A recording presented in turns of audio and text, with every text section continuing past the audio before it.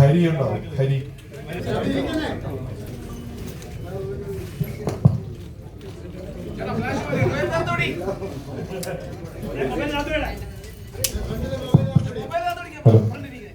ഇവിടെ എത്തിയ എല്ലാ മാധ്യമ സുഹൃത്തുക്കൾക്കും ആദ്യം തന്നെ നമസ്കാരം.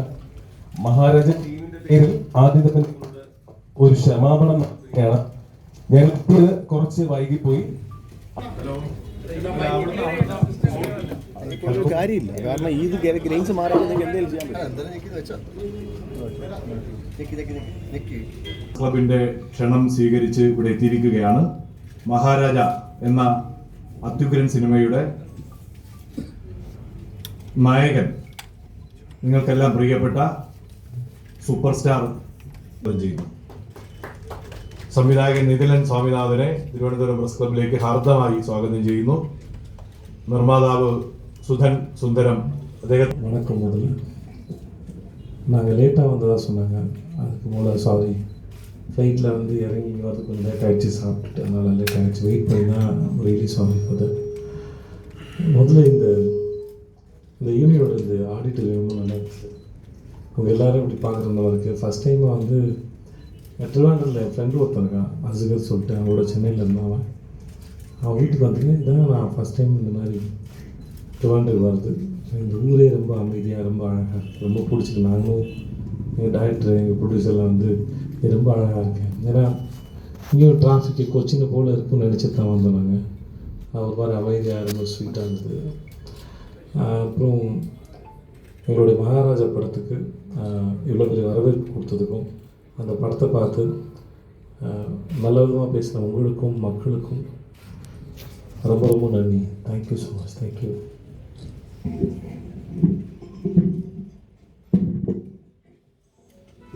கேரள மக்கள் எல்லாருக்கும் என்னோட வணக்கம். நான் நிதிலன் சாமிநாதன், இந்த படத்தோட டைரக்டர்.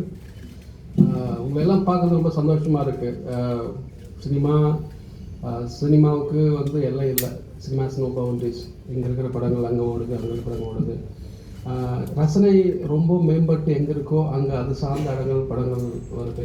என் படம் பார்த்துட்டு மலையாள படம் மாதிரி இருக்குங்க அப்படின்னு சொன்னாங்க. இல்லைங்க, டூ மச் ஆஃப் மலையாளம் படம் பார்க்குறேன், அதனால் அதனோட இன்ஃப்ளூயன்ஸாக கூட இருக்கலாம் அப்படின்னு நான் சொன்னேன்.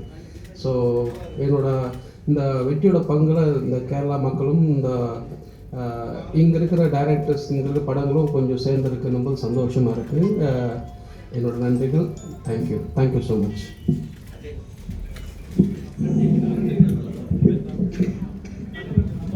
அவர் எங்கள் ப்ரொடியூசர் சுதன் சுந்தரம். அது நாங்கள் தான் வழக்கமாக இன்ட்ரடியூஸ் பண்ணுவோம் எல்லா இடத்துலையும்.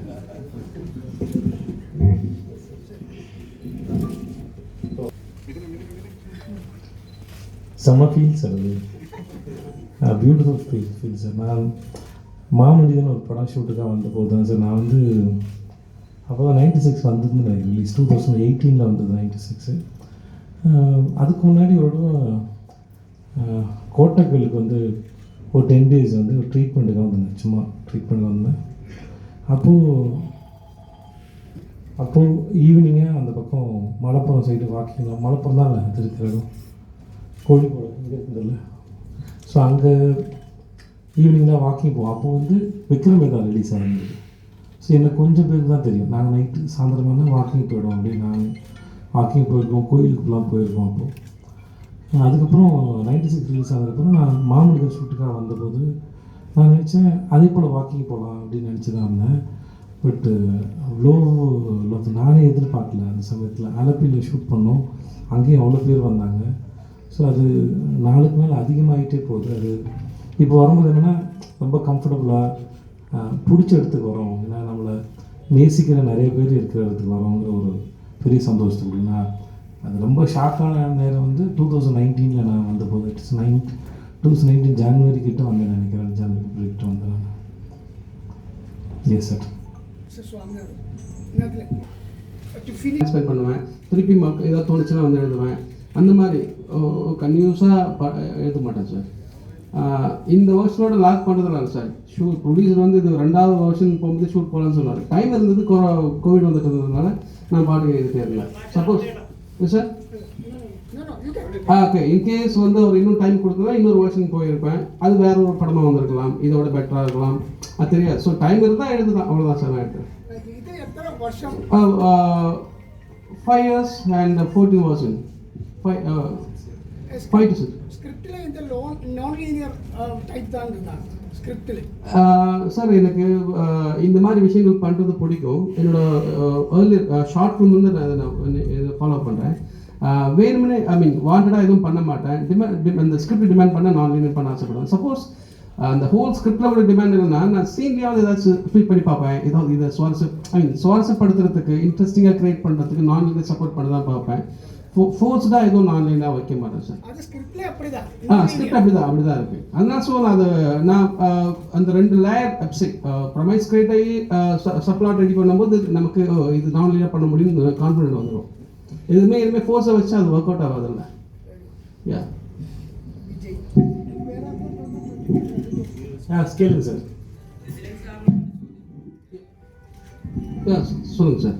കമൽ സാർ 11 വർഷം മുന്നേ പറഞ്ഞിരുന്നു, കമൽഹാസൻ സാർ പറഞ്ഞിരുന്നു ഇങ്ങനെ ഞാൻ ഒരു ഷോർട്ട് ഫിലിം കണ്ടിട്ടുണ്ട്, ആ പയ്യന് കുറച്ചും കൂടെ സ്ക്രിപ്റ്റും സിനിമയെ കുറിച്ചൊക്കെ കൂടുതൽ പറഞ്ഞു കൊടുത്താൽ ആ പയ്യൻ നല്ല ഭാവിയിൽ ഒരാളെ വരുന്നു കമൽ സാർ ഇപ്പോൾ പറഞ്ഞിട്ടുണ്ട്. நமக்கு எப்பவுமே கமல் சாரை பற்றி ஒரு ஸ்டேட்மெண்ட் இருக்குல்ல, அவர் என்ன முன்னாடி நடக்க போகிறது முன்னாடி சொல்லுவார் அப்படின்னு. அது அந்த மாதிரி நினச்சி போயிடுதான். பட் ரொம்ப சந்தோஷமாக இருக்குது. சரி, நான் முன்னாடி ஒரு இன்டர்வியூவில் சொன்னது தான், சினிமாவில் ஏதாவது புதுசாக ஒரு பையனோ ஏதோ ஒரு விஷயம் பண்ணும்போது ஃபஸ்ட்டு கூப்பிட்டு பாராட்டுறது கமல் சார் தான். கொஞ்சம் பேர் இருக்காங்க, அது முக்கியமாக கமல் சார் இருக்கார். ஸோ அந்த மாதிரி நம்ம ஏதோ ஒன்று சின்னதாக ட்ரை பண்ணும்போது பரவாயில்லையே பையன் நல்லா பண்ணுறானேன்னு சொல்லிட்டு தட்டி கொடுத்து ஒரு விஷயம் சொல்லுவோம்ல, அந்த மாதிரி தான் இருந்தது. இப்போது நினச்சி பார்க்கும்போது ரொம்ப சந்தோஷமாக இருக்குது. கமல் சார் அந்த எனக்கு ஒரு பெரிய மறக்க முடியாத நாஸ்டால்ஜியா. டு பி ஆனஸ்ட் வந்து நான் கமல் சாரோட வெரி பிக் ஃபேன்.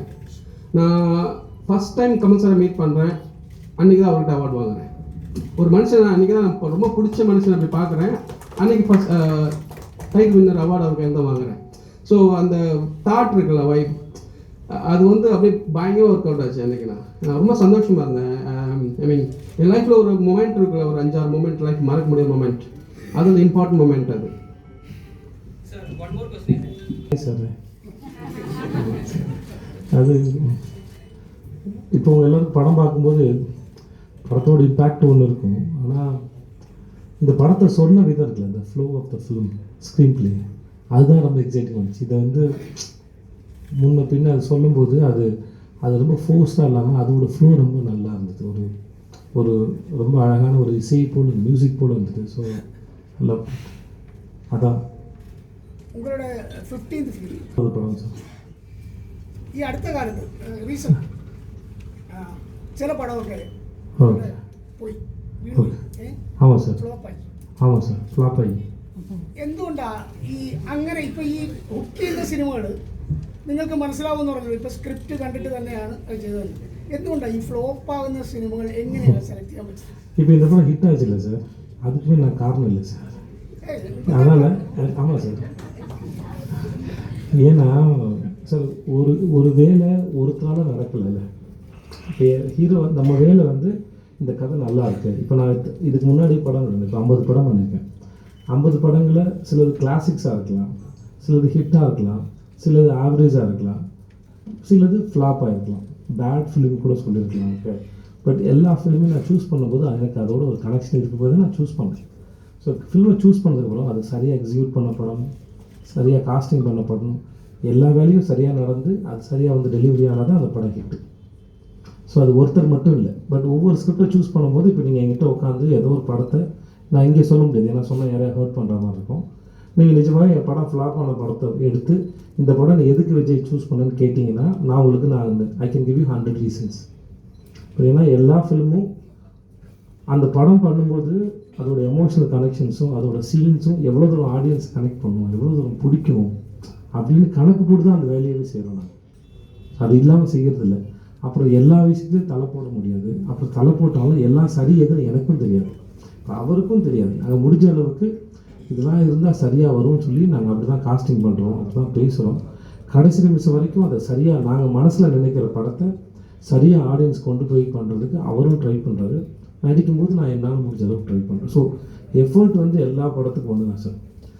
அது நான் இல்லை, அது எல்லா ஆக்டருக்கும் அது முக்கியம். ஏன்னா இப்போ நாங்கள் இருந்து உங்கள் முகத்தை பார்க்குறோம்ல, ஒரு படம் ஓடினதுக்கப்புறம் ஒரு முகத்தை பார்க்குறோம்ல, audience, fans, press people, anybody, even my family members, அவங்ககிட்ட ஒரு சந்தோஷம் இருக்குல்ல, எல்லாருக்கும் அந்த சந்தோஷம் வேணும்ல, அப்போ அது சரியாக நடக்கணும்னு தான் ஆசைப்படுவோம். ஸோ சம்டைம்ஸ் மிஸ் ஆகிடுச்சு. சரி, ஓகே சார், அதுதான் நாங்கள் படம் பார்க்க போகுது. Thank you sir.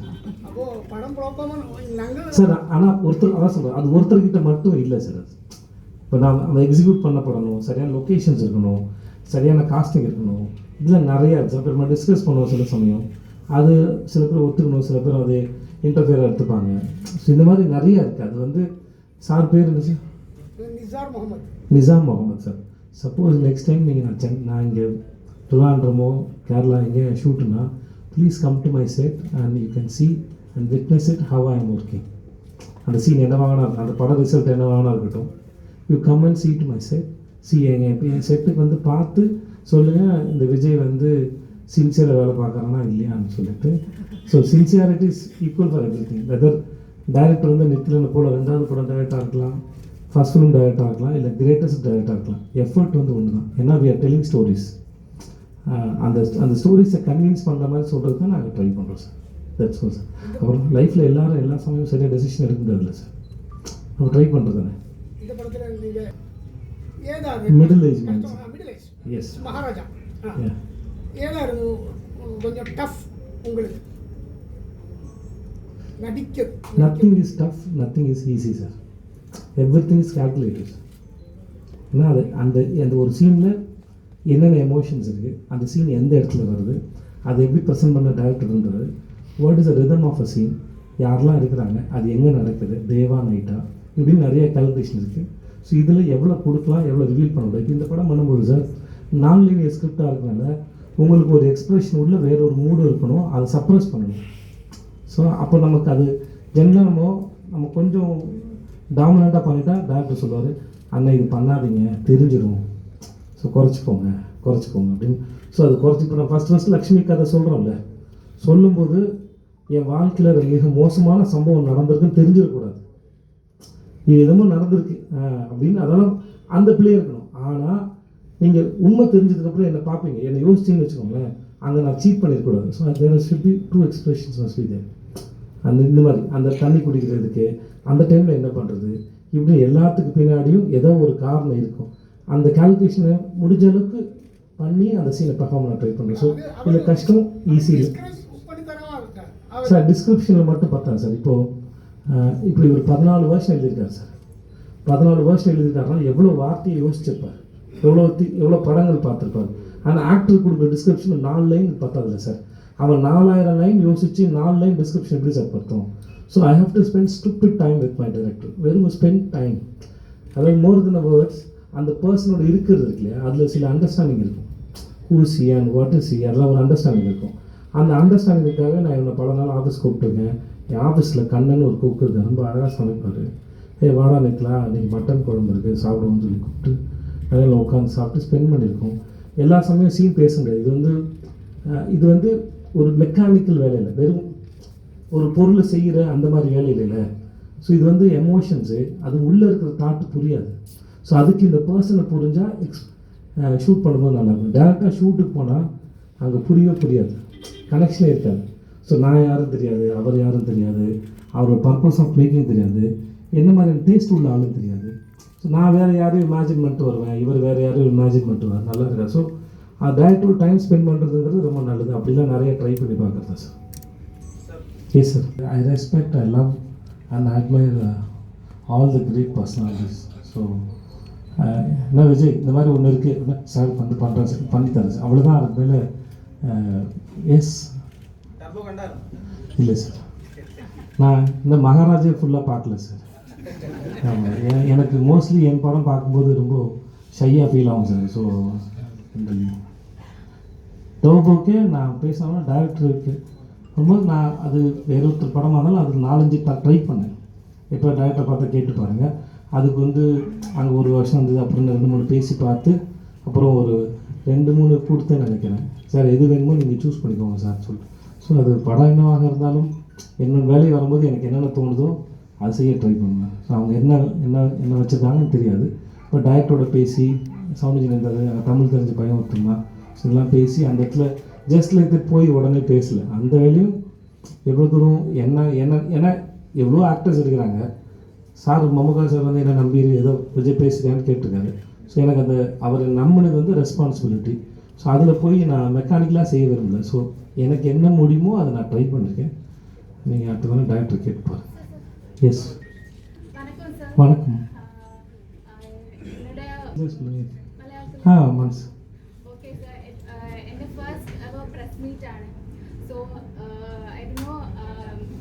கைகாலெல்லாம் நடுக்குது. ஆனா ரொம்ப நர்வஸா இருக்கேன். என்ன பேசுறோம் என்ன சொல்றோம் எதுவுமே எனக்கு தெரியாது. ஆனா இது வந்து என்னுடைய ஃபேன் கேர்ள் மூமெண்ட். ரொம்ப வருஷத்துல இருந்தே உங்களுடைய படம் பார்த்துட்டே இருக்கேன். சூப்பர் டூலக்ஸ் நானும் ரவி தான் மூவில உங்களை நயன்தாரா கிட்ட பார்த்தோம். அப்பப்பா என்னடா லவ் பண்ற என்னடா சீன் அந்த மாதிரி தோணிடுச்சு.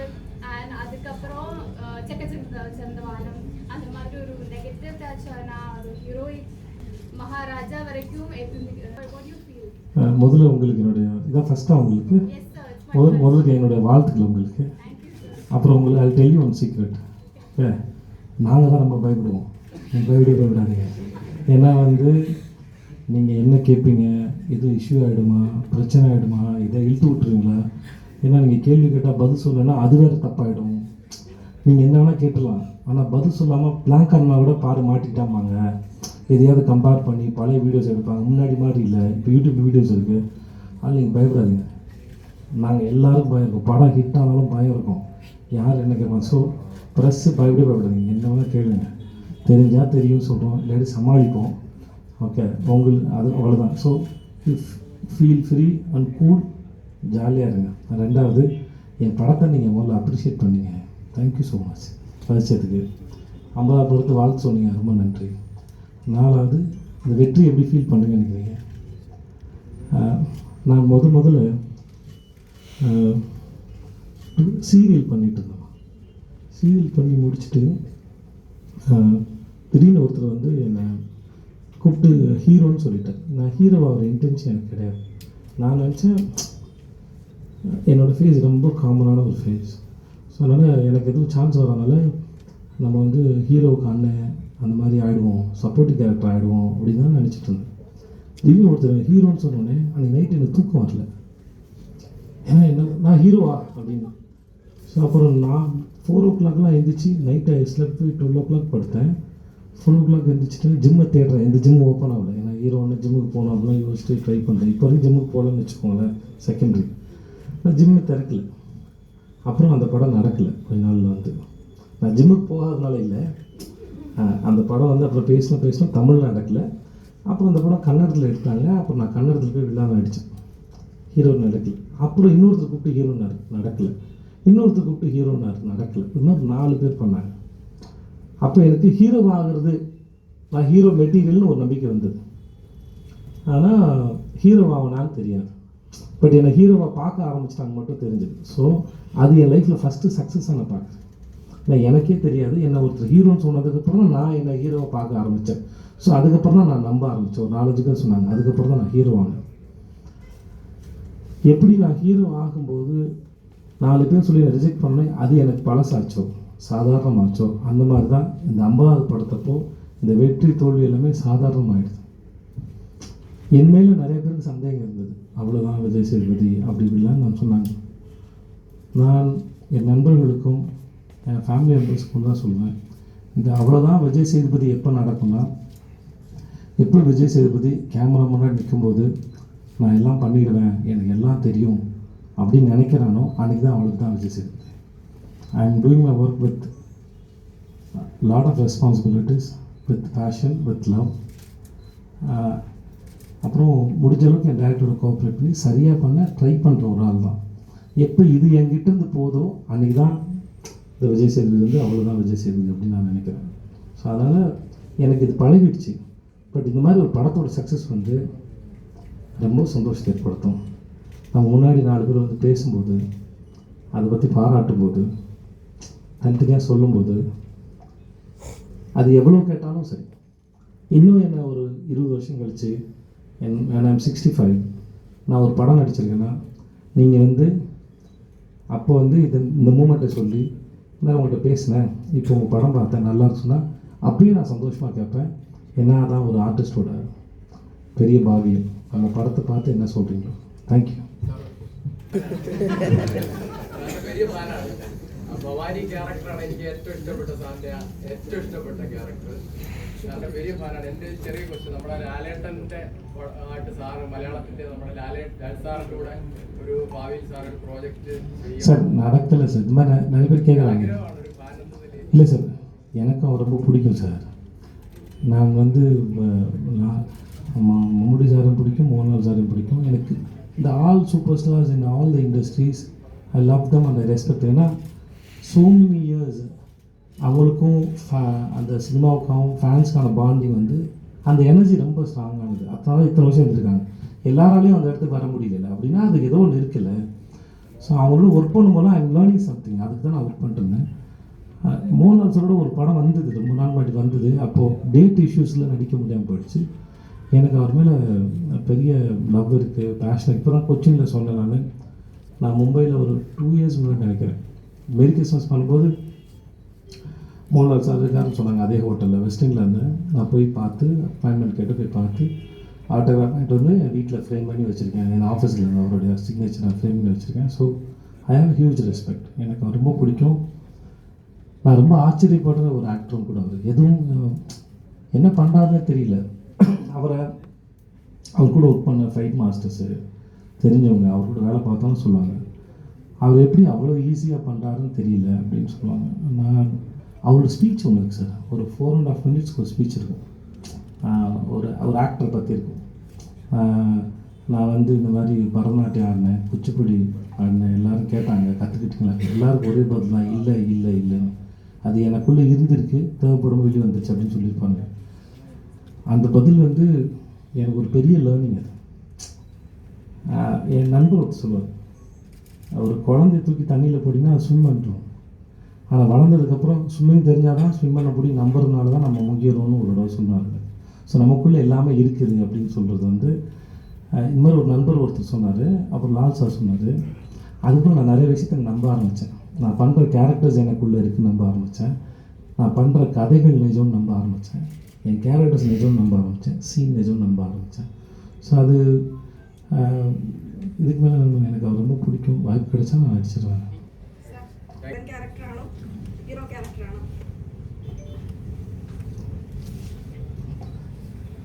இங்கே எல்லாமே ட்ரை தான்மா. முயற்சி தான் பண்ணுவேன். இதுவரை இதோட ரொம்ப சின்னதாக இதுவரும் இது எதோடு நிற்க முடியாதுல்ல. அப்படி நின்று இருந்தால் இவ்வளோ தூரம் வந்திருக்க முடியாதுல்ல. ஸோ அதனால் லிமிட்டேஷன்ஸ் இல்லை. இப்போ நித்யன் சுவாமிநாதன் சொன்னார் இல்லையா, ஆர்ட்டுக்கு வந்து பவுண்டரிஸ் இல்லைன்ற மாதிரி ஆர்டிஸ்ட்டுக்கும் பவுண்டரிஸ் இல்லை. அது எதாவது வச்சுக்கிட்டாலே இது நான் எதுக்கு இப்போ கேட்டால் நான் யாரையா ஒருத்தரோட ஃபேன்னு சொல்ல முடியும்ல. அது ஏன் சொல்கிறதில்ல, ஏன்னா எல்லாருக்கிட்டேருந்தும் கற்றுக்கிறது நிறையா இருக்குது. இப்போ நீங்கள் கேள்வி கேட்குறீங்கல்ல, உங்கள் கேள்வி கேட்குறதுக்கு முன்னாடி என்கிட்ட அந்த பதில் இல்லை. அந்த கேள்வினால தான் பதில் வருது. அந்த பதில்னால நானும் கற்றுக்கிறேன். ஓ எனக்குள்ளே இது இருக்கா, நான் இப்படி பேசுகிறேன்னா, ஓ என் அறிவு இது தானா, என்னோடய அறிவோட மெஷர்மெண்ட் எவ்வளோ, நாலேஜோட மெஷர்மெண்ட் இதெல்லாம் எனக்கும் தெரியுது. ஸோ உங்கள் கேள்வி மூலமாக நானும் கற்றுக்கிறேன், என் பதில் வழியாக. So no boundaries, no limitations, you just keep trying. அதில் ஒரு எக்ஸைட்மெண்ட் இருக்குது. நீங்கள் எதாவது ஒருத்தர் ஃபிக்ஸ் பண்ணிட்டீங்கன்னா அது அந்த ஜேர்னி அதோடு முடிஞ்சது. இப்போ நான் ட்ரிவாண்ட்ரம் வரணுன்னா அது முடிஞ்சிடுச்சு. நான் ட்ராவல் பண்ணணுன்னா அது பண்ணிக்கிட்டே இருக்கலாம் through out the world. So அப்படி தான் அதுக்குள்ளே இருக்கிறது. நான் எனக்கு அதில் என்ன பெரிய எக்ஸைட்டிங் இவங்களெல்லாம் பார்த்து வாவ் அப்படிலாம் இப்போ அவங்கள சினிமாவில் பார்க்கல, இப்போ நான் ஜென்ரலாக பார்த்தா சார் அப்படிலாம் ஒரு ஃபேனாக மாறிடுவோம் இல்லையா, சார் சொல்லுவோம், ஃபோட்டோ எடுப்போம், ஒரு மாதிரி இப்படி ஆகிடும், ஷோல்டர்லாம் சின்னதாகிடும், இந்த மாதிரிலாம் ஆகிடும். இது பர்சனலாக பார்க்கும்போது, ஏன்னா அந்த படம் கமிட் ஆகும்போது நான் அவரோட வீட்டில் உட்காந்து அவங்க ஆஃபீஸில் உட்காந்து பேசியிருக்கோம், 1 hour பேசியிருந்தாங்க அவர். இப்போ இந்த மாதிரி படம் பண்ண போகும்போது அதே ஆக்டர் ரஜினி சாரோ, கமல் சாரோ, ஷாருக் கான் சாரோ, விஜய் சாரோ, யாரும் அதே ஆக்டரை you can see him with so much confidence and attitude, no? அது அதில் அது ஒரு எக்ஸைட்டிங் இருக்குது. அது மேபி அது என் இடத்துலேருந்து பார்த்தா தெரியுமா இது. ஏன்னா எந்த சூழலையும் நான் உங்களுக்கு ஈக்குவல் கிடையாது, ஆனால் வில்லன் ஆகும்போது நான் அப்படி ஆகிடுவேன்.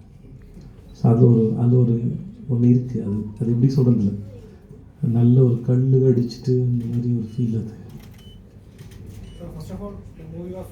என்னென்னா சார், நிறைய பேர் வர ஆரம்பிச்சிட்டாங்க சார் வில்லனா கேட்டு. அவங்க எல்லோரும் வந்து டேட் இல்லை, டைம் இல்லை, வேணான்னு சொன்னால் கேட்க மாட்டேங்கிறாங்க. கதை கேட்க சொல்கிறாங்க சார். எல்லோரும் 2 hours ஸ்பெண்ட் பண்ண முடியல, 1 hour ஸ்பெண்ட் பண்ண முடியல. அவ்வளோ டைம் இல்லை லைஃப்பில் இல்லையா, வேலை ஒரு பக்கம் இருக்குது. பல முறை வந்து நான் ஷூட் முடிச்சுலாம் டயர்டில் உட்காந்து கதை கேட்டிருக்கேன். ஸோ இப்படி எல்லாருக்கும் ஒரு தனித்தனியாக நோ சொல்ல முடியல சார். இப்படி சொல்கிறது மூலமாக இனிமேல் அவங்க திங்க் பண்ண மாட்டாங்க. இல்லாட்டி சம்டைம்ஸ் என்ன ஆகிடும்னா, சார் உங்களை வச்சு நான் எழுதிட்டேன், எனக்கு வேறு வழி இல்லை, அதை செஞ்சு பண்ணி கொடுங்கலாம் சொல்லுவாங்க. ஸோ அதனால் மொத்தமாக சேர்த்து அந்த மாதிரி அப்ரோச் பண்ணுறதை அவாய்ட் பண்ணுறதுக்காகவே சொல்ல வேண்டியதாக இருக்குது, வேறு ஒன்றும் ரீசன் இல்லை. சொல்லுங்கள்.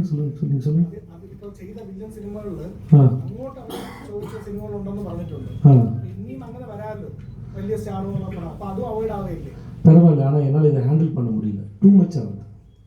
இப்போ நான் என் இடத்துல இருந்தீங்கன்னா உங்களுக்கு தெரியும், ஏன்னா நான் எவ்வளோ பேர் என்னை அப்ரோச் பண்ணுறாங்க, எவ்வளோ வேலைகளுக்கு மத்தியில் இருக்கேன். ஜென்ரலாக என்னை அப்ரோச் பண்ணுறவங்க ஈஸியாக ஆஃபீஸ்க்கு வந்து என்னை பார்த்துக்கலாம், ஈஸியாக என்னை மீட் பண்ண முடியும். நான் ஆஃபீஸில் இருக்கேன், அங்கே இருக்கேன்னா யாராவது வந்தாங்கன்னா சாதாரண என்னை பார்க்கலாம். ஸோ அந்த மாதிரி இப்போ நான் 50 படம் பண்ணியிருக்கேன்ல சார். இது 50 படம் இல்லை சார், ஒரு 500 கதைகளுக்கு மேலே கேட்டிருக்கேன் சார். நான் ஒருத்தர் கதை கேட்கும்போது அவரோட பேக்ரவுண்ட் பார்க்க மாட்டேன் சார், அவர் யார்கிட்ட ஒர்க் பண்ணார், என்னவா பண்ணாருன்னு பார்க்க மாட்டேன் சார். ஏன்னா சினிமா வந்து யார்கிட்டருந்து கற்றுக்க முடியுமான்னு தெரியல, அவங்களோட செல்ஃப் அப்சர்வேஷன் தான் சினிமா ஆர்ட் ஜென்ரலாக வந்து. ஸோ அப்படி அதனால் இவங்க பெரிய டேரக்டர்கிட்ட ஒர்க் பண்ணியிருக்காங்களா, சின்ன டேரக்டர் ஒர்க் பண்ணி இப்போ இதில் இருக்காங்க, இதில் யார்கிட்டையும் வேலை செய்யலை இல்லைடா, இதில் யார்கிட்டையும் வேலை செய்யவே இல்லை. ஸோ சினிமா அவங்க பர்ஸ்பெக்டிவில் உங்களுக்கு சரியாக எல்லாராலையும் புரிஞ்சிக்க முடியுது தான் சினிமா. ஸோ அப்படி யாரையும் எந்த வித்தியாசம் இல்லாமல் பார்த்து நான் கதை கேட்குற ஆள் தான் நான். ஸோ இதுக்கு முன்னாடி அப்படி தான் எல்லாத்தையும் நான் கேட்டுகிட்டு இருந்தேன். ஒரு 500 கதை 600 கதைக்கு அப்புறம் தான் 50 படம் நான் பண்ணியிருக்கேன்னு அர்த்தம். ஸோ இப்போ எவ்வளோ ஸ்பெண்ட் பண்ணியிருப்பேன்னு பார்த்தோம் டைம். இப்போ இந்த ஆர்வத்தில் தான் நான் பண்ண ஆரம்பித்தேன். ஸோ நான் நினச்சேன் 1 2 பண்ணுவோம், ஒரு எக்ஸ்பீரியன்ஸ்க்கு நிப்பாட்டுன்னு நினச்சேன். ஸோ வந்தது பண்ணேன். அதுக்கு மேலே வந்து அது எல்லாரையும் இருந்து நின்று நிதானமாக பதில் சொல்ல முடியல.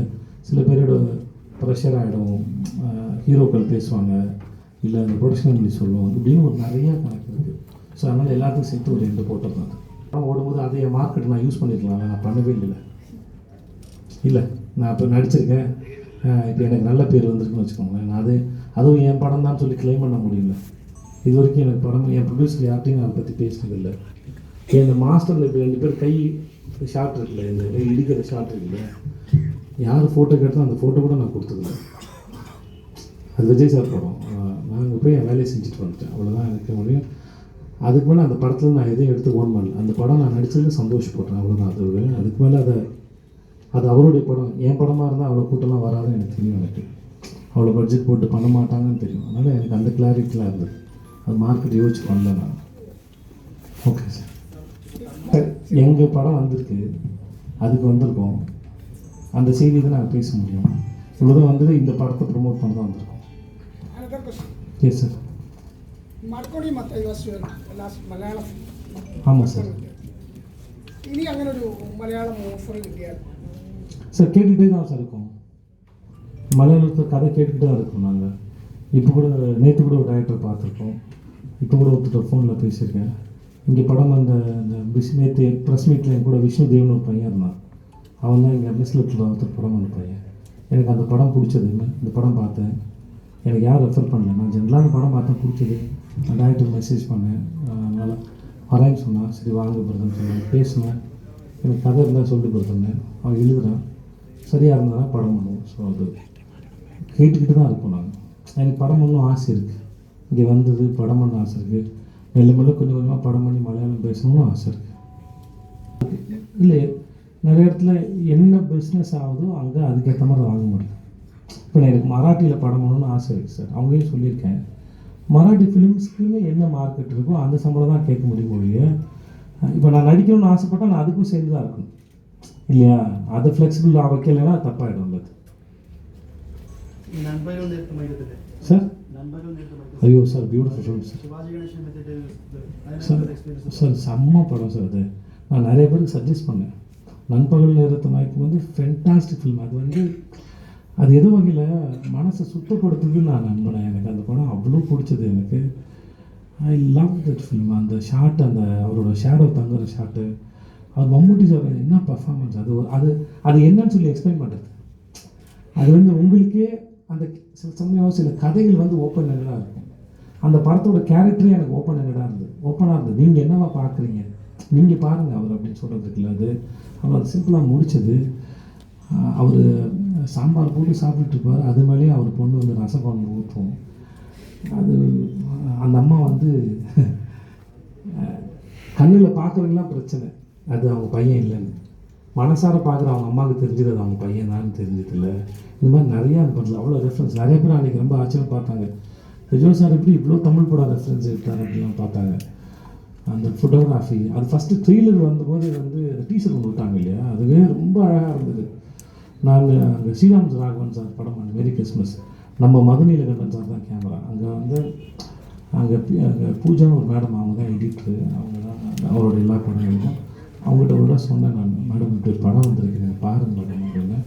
அவங்க பார்த்துட்டு சொன்னாங்க, இந்த ஜெம்மை எனக்கு இன்ட்ரடியூஸ் பண்ணதுக்கு ரொம்ப நன்றி சார் அப்படின்னு சொன்னாங்க. So beautiful film. ஐயோ எனக்கு அது கிடச்சிருக்கலாமே அப்படின்லாம் ஆசை கூட இருக்கும். நான் அந்த மாதிரி நடிச்சிருக்கலாம் மாட்டேன் சீரியஸாக. நான் நாட் ஹம்பிள்.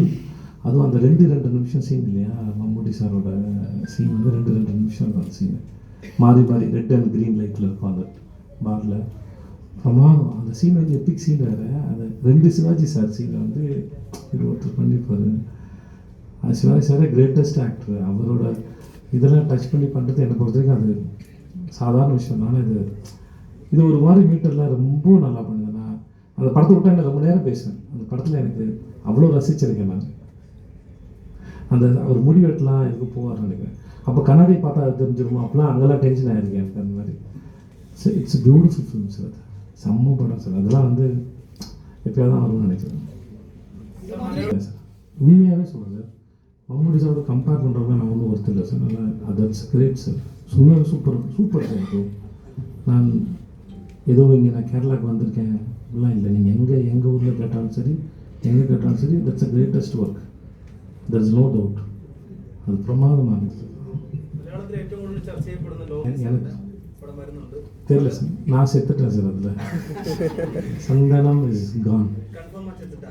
ஆமாம் சார், நானே செத்தவனே கன்ஃபார்ம் பண்ணுறேன் பாருங்க சார். இது உலகத்தில் நடக்குமா சார்? ஆற்றுல மட்டும் தான் சார் நடக்கும். செத்து போயிட்டேன் சார் நான் அப்படின்னு நானே சொல்கிறேன் பாருங்க. ஓகே சார், தேங்க்ஸ்மா. இவன் சொல்லுங்க, இப்போ மணிகண்ட சொல்லியிருந்தான். இல்லைம்மா, அந்த மாதிரி நிறையா இருக்குதுமா. அது வந்து மணி அதை கேட்டிருப்பான், இல்லை ஏதாவது சொல்லியிருப்பேன் அந்த சுச்சுவேஷன் பற்றி. இப்போது எப்படின்னா, இப்போ எனக்கு சில பேர் எனக்கு ரொம்ப நெருக்கமான ஃப்ரெண்ட்ஸு பிரதர்ஸ்னு இருப்பாங்க இல்லையா. சில எக்ஸ்பீரியன்ஸ் பற்றி கேட்கும்போது எப்படி ஒர்க் பண்ணேன். இப்போ எல்லாருக்கும் ஒரு இமேஜினேஷன் இருக்குது. இப்போது மணி சார் பற்றி, இப்போ நான் மம்முட்டி சார் பற்றி பேசல, ஒரு இமேஜினேஷன் இருக்குது. இப்போ அவர் எப்படி அப்ரோச் பண்ணியிருப்பான்னு தெரியல, லிஜோ சார் எப்படி அப்ரோச் பண்ணியிருப்பான்னு தெரியல. இப்போ எனக்கு ஒரு சான்ஸ் இருக்குது, நான் ஒரு சீன் போய் மம்முட்டி சாரோட நடிக்கிறேன், இல்லை லிஜோ சார் ப்ரொடக்ஷன் நடிக்கிறேன்னா எனக்கு கூட இருக்க கேட்பாங்கல்ல எப்படி இருந்துன்னு கேட்பாங்க இல்லையா. ஏன்னா எங்களுக்கு வெறும் கேள்வி தான் பண்ணுறோம், பட் ஆக்சுவலாக செட்டில் என்ன நடக்குதுன்னு தெரியாது இல்லையா. ஸோ அப்போ அந்த எக்ஸ்பீரியன்ஸில் ஷேர் பண்ணும்போது மணிரத்னம் சாரோட ஒர்க் பண்ண எவ்வளோ கம்ஃபர்டபுளாக இருந்தது. நம்மளாம் நாங்கள் ஒரு பயந்துட்டு இருப்போம், இல்லை அவர் வந்து அவர் சொல்கிறதான் செய்ய சொல்லுவார் அப்படின்லாம் இருந்தோம். இல்லை அப்படி இல்லை, நீங்கள் சொல்கிறது வந்து கதைக்கு சரியாக இருக்குது, அந்த சீனுக்கு சரியாக இருக்குன்னா அவர் அதை அக்செப்ட் பண்ணுவார். மேபி நான் சொன்னதை பற்றி கவலை அவருக்கு தேவையில்லாத அந்த இன்ஃபர்மேஷன்ஸ் நான் எப்படி பண்ணேன்னு இவங்ககிட்ட சொல்லிக்கிட்டேன். பட் அது நான் பண்ணும்போது அந்த எக்ஸ்பிரஷன்ஸ் வந்து கரெக்டாக இல்லைன்னா அவர் வந்து வேணான்னு சொல்ல போகிறாங்க, அவ்வளோ. அப்போ நாங்கள் வேறு ஏதாவது பண்ண வேண்டியதான். ஸோ இந்த மாதிரி நிறைய பேசுவோம். இதில் வந்து நிறைய விஷயம் ரொம்ப மொக்கையாக இருக்கும், வேஸ்ட்டாக இருக்கும், சில விஷயம் ஹிட் ஆகும். இதை வந்து அவன்கிட்ட ஷேர் பண்ணியிருக்கேன். இந்த மாதிரி நிறைய விஷயங்கள் அவன்கிட்ட இப்போ லிங்கான ஒரு ஆக்டர் இருக்காங்க, ரமேஷ்னு ஒரு ஆக்டர் இருக்காங்க. இந்த மாதிரி என் குழந்தைங்கிட்ட, என் பையன்கிட்ட இந்த மாதிரி நிறையா ஷேர் பண்ணுவேன், பொண்ணுக்கிட்ட நிறையா ஷேர் பண்ணுவோம். எக்ஸ்பீரியன்ஸ் தானே. ஒரு ஒரு ஒரு ப்ராடக்ட் இருக்குல்ல, இப்போ இந்த மைக் இருக்குல்ல, இந்த மைக் வந்து கம்ப்ளீட்டில் இது கம்ப்ளீட் ஆகிடுச்சுல, ஆனால் இது எப்படி உருவானதுன்னு தெரிஞ்சுக்க தான் இது ஒரு இன்ட்ரெஸ்ட். இது பயன்படுத்தும் போது புதுசாக கேட்கும்போது ஒரு இருக்கலாம். பட் முதல்ல இதை செஞ்சிருது அப்படிங்கும்போது இதில் ஒரு அந்த ப்ராசஸில் இருக்கிற அந்த இன்ட்ரெஸ்டிங் ஃபேக்டர் வந்து ஷேர் பண்ணிக்கிறது வந்து நல்லாயிருக்கும் அப்படின்னு நினைக்கிறேன். அது வந்து டெவலப் ஆகும். நான் இன்னொருத்தர் சொல்கிறேன், சின்ன பையனுக்குலாம் அவங்க ஒன்று சொல்லுவாங்க, அந்த இன்ட்ராக்ஷன்ஸ் ரொம்ப நல்லாயிருக்கும். സാർ 50 വർഷം 50 ക്യാരക്ടേഴ്സ് സിനിമ ചെയ്യാൻ ആഗ്രഹമുള്ള ഒരു സിനിമ ക്യാരക്ടർ அப்படி ஒன்றும் இல்லை சார். இப்போ எதுவுமே சார் நீங்கள் பார்த்து இப்போ நீங்கள் பார்த்து ரசித்து நல்லா இருக்குன்னு சொன்ன எந்த படமும் எனக்கு ஆசையாக இருந்ததில்லை சார். ஏன்னா ஐம் நாட் அ ரைட்டர். இன்னொருத்தங்க எழுதி எடுத்துகிட்டு வராங்க, அதில் இருக்கிறத சூஸ் பண்ணுறது தான் சார். நம்ம ஹோட்டல் போகிறோம், சாப்பாடு மெனுலாம் கொடுக்குறாங்க, நமக்கு அவன் இதை சாப்பிட்ணுன்னு நம்ம கட்டாயப்படுத்துறது இல்லை. உங்களுக்கு பரோட்டாவும் கறினா பரோட்டாவும் கறி, இல்லை தயிர் சாதம்னா தயிர் சாதம், அந்த மாதிரி நம்ம சூஸ் பண்ணிக்கிறோம். அதை நான் செய்யலை இல்லை. அந்த மாதிரி இவங்க இப்போ 7 வருஷம் 6 வருஷம் ஆயிருக்கு, 14 வருஷம் எழுதியிருக்காரு. அந்த 14 வருஷம் எழுதுனாலும் இந்த படம் ஓடலை. அவர் அதை எழுதுறது அது சரியாக எழுதியிருக்காரு, அது சரியாக செஞ்சுருக்காரு, அவர் சரியாக ரிலீஸ் பண்ணியிருக்காரு, இவ்வளோ நடந்திருக்காரு. ஸோ அதை சூஸ் பண்ணுறது மட்டும் தான் வேலை. இத்தனோடு ஒர்க் பண்ணியிருக்கேன். இந்த டைரக்டரையும் இந்த கதையை நம்பினதோடு என் வேலை முடிஞ்சிச்சு. மற்ற எல்லாமே அவரோட தான். ஸோ அதனால் எனக்கு அப்படி எதுவுமே இல்லை சார். ഒരുപാട് നല്ല അഭിപ്രായങ്ങളൊക്കെ ഞാൻ പോയി കണ്ടത്. അപ്പം അങ്ങനെ പലരും വിചാരിച്ച് കാണാം.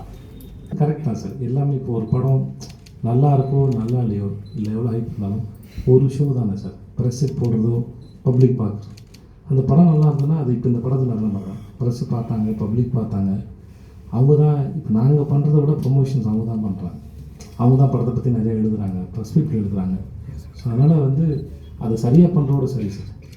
இப்போ அதனால் இப்போ அந்த படம் பார்க்கும்போது உங்களுக்கு யாருக்கும் அது மேலே கேள்வி வரல, அது வந்து ஃபோர்ஸாக இல்லை. அப்போ அது அவ்வளோதான் சார். ஏதோ வகையில் இப்படிப்பட்ட ஒருத்தன் அப்படிப்பட்ட ஆள் ஆகிறான்னு இருக்குல்ல, அதுதான் அவரோட அது ஒரு ஒரு இன்டென்ஸ் கிரியேட் பண்ணல. எஸ், பட் நாங்கள் அதை நினைக்கல. பட் இருந்தாலும் மேபி என்னுடைய பழைய படங்கள் ஒரு காரணமாக இருக்கலாம். இதெல்லாம் சொல்ல முடியாது. ஓகே, அதுதான் சீட் பண்ணக்கூடாது ஆடியன்ஸ் இல்லை. இப்போ நீங்கள் பார்த்தீங்க, நாங்கள் நிறையா ஃபோட்டோ ஷூட்டில் எடுத்தது தான். அந்த மாதிரி ஷார்ட்ஸ் எடுத்து படத்தில் பார்த்துக்க மாட்டீங்க. ஆனால் அந்த மூடு தான் கொடுக்கணும். ஒரு படத்தோட மூடு இது. அந்த படத்தோட மூடை சீட் பண்ணி நான் போஸ்டர் பண்ணக்கூடாது, அவ்வளோதான். அது நீங்கள் அதில் உங்களுக்கு ஒரு இமேஜினேஷன் க்ரியேட் ஆகுதுல்ல சார். அது வந்து இந்த வந்து பார்க்கும்போது படத்தோட மேட்ச் ஆகணும்.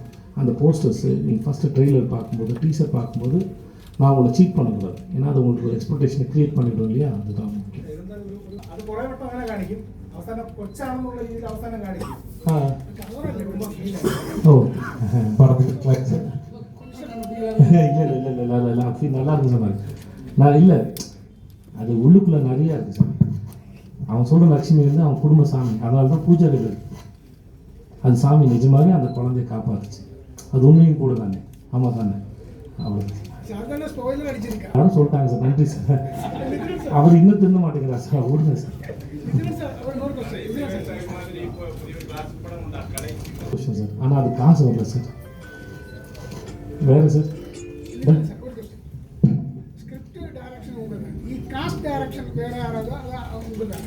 பிஃபோர் தட் நான் கம்ப்ளீட்டாக யார்கிட்ட ஒர்க் பண்ணல அப்படிலாம் சொல்ல முடியாது.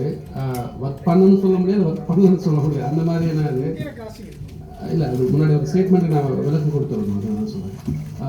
ஒரு படங்களில் ஒரு 4 நாள் 10 நாள் ஒர்க் பண்ணுவேன். சில படங்கள் ரொம்ப சின்ன பட்ஜெட் படம் இருக்கும். அது அந்த மாதிரியான படங்களில் 4 நாள் 3 நாள் 10 நாள் இந்த மாதிரி ஒரு 2-3 படங்கள் ஒர்க் பண்ணியிருக்கேன். ஸோ சுத்தமாக ஒர்க் பண்ணணும்னு சொல்ல முடியாது, இல்லைன்னு சொல்லுவேன். இந்த மாதிரி இவ்வளோ தான் என்னோட எக்ஸ்பீரியன்ஸ்.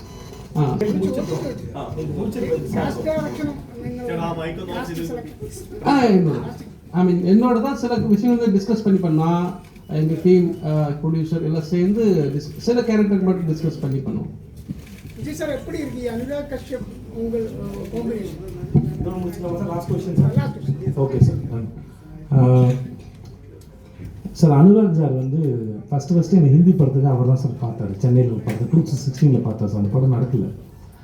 அப்புறம் அவருடைய இமேகானுடைய நடிச்சிருக்கோம், அவனை மீட் பண்ணதில்லை சார். அப்புறம் கூட நான் வந்து மும்பையில் வந்து ஒரு ஃபங்க்ஷனில் பார்த்து அவர் படம் பார்க்க கூப்பிட்டாரு. அப்போ போயிருந்தேன். அவர் படம் கெனடி படத்தை நான் பார்த்தேன். என் ஒப்பீனியன் அவர்கிட்ட சொல்லியிருந்தேன். எனக்காக தேங்க்ஸ் கார்டு கூட போட்டிருந்தார் அவர் படத்தில். அதுக்கப்புறம் இந்த படத்துக்காக நான் தான் பேசினேன் 2 ஆர்டிஸ்ட்லாம். அதில் ஒரு ஆர்டிஸ்ட் அனுராக் சார். நான் சொன்னேன் அனுராக் சாரையும் பேசி பார்ப்பேன் சொன்னேன். ஸோ கதை சொன்னால் அவர் கதை பிடிச்சிருந்து வந்து பண்ணி கொடுத்தாரு சார்.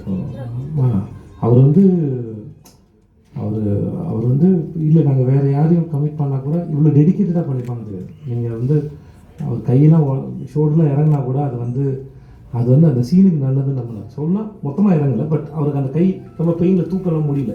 பட் அவர் வந்து அந்த தவழ்ந்து போகும்போது வந்து இந்த கை நல்ல வேலை இப்படி ஆயிடுச்சு, so I can use only my one hand to crawl அப்படின்னு சொல்லும்போது இதை எனக்கு ஆஸ்பத்திரி கூட்டிகிட்டு போ அப்படின்லாம் எதுவும் பண்ணாமல் அதெல்லாம் பண்ணது வந்து அந்த சீனோட தேவையை புரிஞ்சுக்கிட்டு பண்ணதெல்லாம் வந்து it's super fantastic.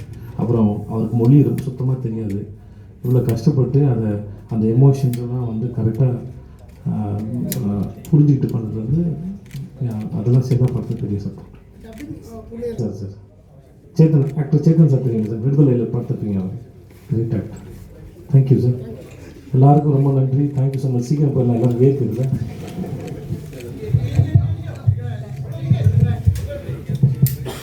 Meet the പ്രസിൽ പങ്കെടുത്ത